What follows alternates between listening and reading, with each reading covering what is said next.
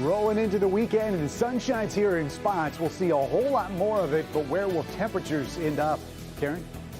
We're still breaking news on a shooting at a naval base. 4 people are dead, and now there are questions if it could be terrorism related. But first, we have this.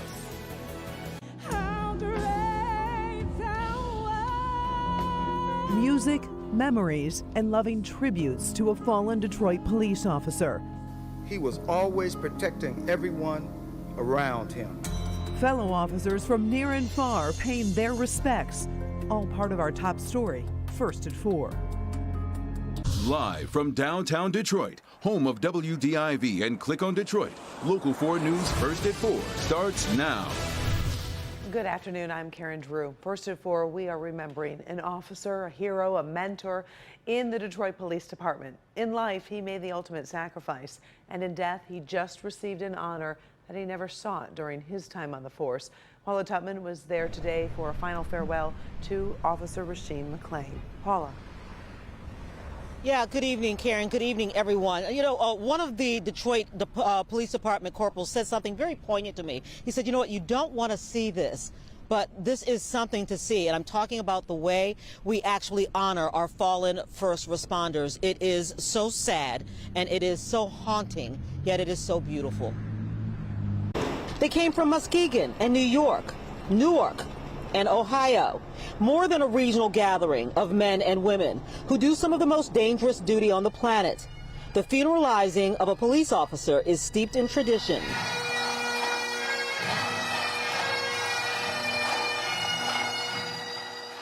The sad wail of the bagpipes at the beginning of the service with Minstrel Boy Bit Away signals the final farewell has begun.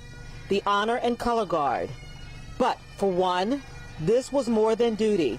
This was personal heartbreak and pain as he carried a flag for his friend of 15 years. We worked together for quite a while, and when I first got word of it, it really hit me hard. This has been the most painful funeral for Sergeant Moreland, and unfortunately, he has been too many. We do way too many of these. In my 20 years on the job, I'm hitting 20 years this month, I think I've attended 22 in the line of duty officer funerals. Just for Detroit? Just for our own, yeah.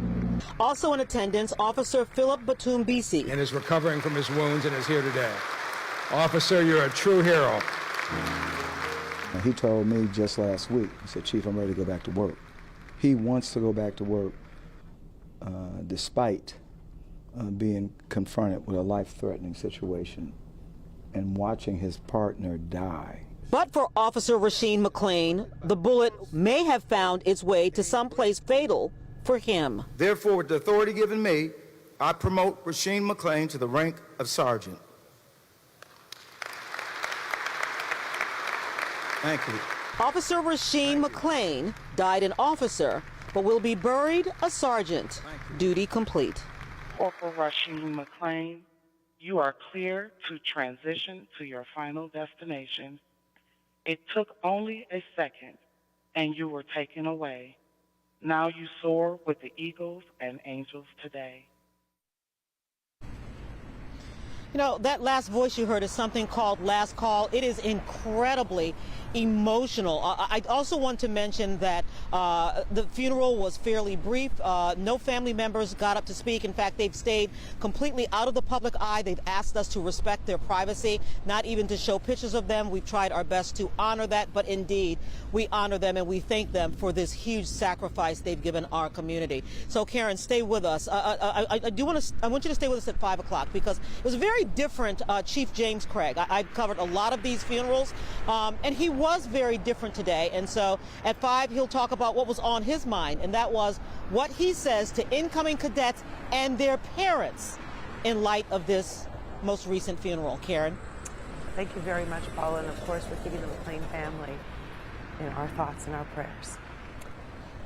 In other news this afternoon, we do have some breaking developments on the shooting at a Florida naval base that left 4 dead. Law enforcement sources say the suspected shooter was a Saudi national. Kimberly Gill in the newsroom. And Kim, authorities are now investigating if the shooting was an act of terrorism.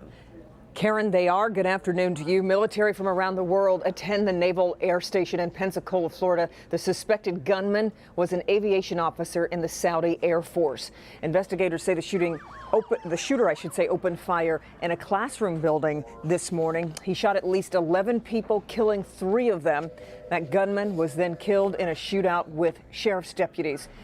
2 of those deputies were shot in the exchange, but are expected to be okay. The sheriff described the crime scene as something out of a movie. The base has been closed all day, and the FBI has taken over as a terrorism investigation is underway. Florida Governor Ron DeSantis says he has spoken to President Trump about the suspect's ties to the Saudi army. One of the things that I talked to the president about is, given that this was a foreign national in the employ of a foreign service, is and there'll be time to do this, but obviously the government of Saudi Arabia needs to make things better for these victims, and I think that they're going to owe a debt here, given that this is one of their individuals. In a tweet, President Trump says he has spoken to the Saudi king. The president says King Solomon told him the Saudi people are greatly angered by the barbaric actions of the shooter. Now, this is the second shooting at a U.S. military facility this week alone. Wednesday, you may remember, a sailor shot and killed 2 Defense Department employees at the Pearl Harbor shipyard in Hawaii. Today, we've learned that sailor was unhappy with his commanders and had been undergoing counseling. He turned the gun on himself. So, Karen, really a devastating week for the U.S. military. We'll have more from Pensacola, Florida, coming up tonight on Local 4 News at 5. Until then, we'll send it back to you in the studio. All right. Thank you, Ken. Now we do have an update on the case against a man accused in a serial killing investigation. DAngelo Martin was in court for just a few minutes today. His lawyer wants an independent review of a competency exam, and the judge granted that request. Martin faces charges of first-degree murder. He's accused of killing 4 women on Detroit's east side. He'll be back in court next month.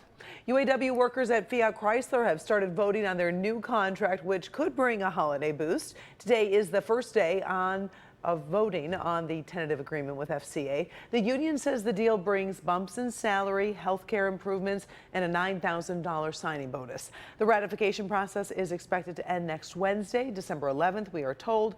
If it passes, the rank and file could get those bonuses around the Christmas holiday. And we are headed into the weekend for early December. Doesn't look too bad, and I understand, Ben, things will get worse next week, so enjoy right now. Yeah, and I think we're saving the best for last this week, Karen. And it doesn't look all that impressive when you look at the clouds, but you can see at least some sunshine making it down to the surface, or at least you could 3 minutes ago when I was looking at that. 38 is where we sit right now in Metro. There's some noticeable breezes out there, so the wind chills are in the 20s. And as we head towards the upcoming weekend, we are going to see a whole lot more sunshine on Saturday. And for at least the first half of Sunday, we will see those clouds increase, but we'll trade in the sunshine for warmer temperatures to end the weekend. 48 is what we're expecting on Sunday. Also going to see some windy conditions, so we'll discuss that. There's a pretty big weather maker early next week and a huge cool down as we head towards the later parts of next week. All that coming up in a few minutes, Karen. All right, first at 4 on top of stories making headlines across America. Relatives of a UPS driver are questioning how officers responded to a robbery, carjacking, and chase. Today, the UPS truck was towed from the busy intersection near Miami, where a shootout erupted during rush hour traffic. 2 men trying to rob a jewelry store and then carjack the truck with the driver inside. 30 miles later, everything ended in a hail of gunfire. Relatives want to know why police didn't try to talk to the suspects. Both of them died. So did the UPS driver and a bystander. The National Tactical Officers Association says the officer had to stop the suspects, who are putting many other people at risk. Disgraced movie producer Harvey Weinstein is in some big trouble with prosecutors today. He's free on $1 million bond, but get this, prosecutors say he has mishandled his ankle monitor 56 times, sometimes not being tracked for hours. They want his bail bumped up to $5 million. Weinstein's attorney blames technical glitches. There will be a bail hearing next week. He's awaiting trial on charges of rape and sexual assault. Still head first at 4. Many of you carry a lot of stuff in the back of your pickup trucks. One automaker has a warning about possible tailgate trouble that could cause a mess. And you're about to see these towers come tumbling down. It's part of the price of progress, less than 3 minutes away. Later, it's the Christmas song blowing up online. Do you recognize the superstar in these home videos? We'll have the answer and show you more in Trending Stories. Stay with us.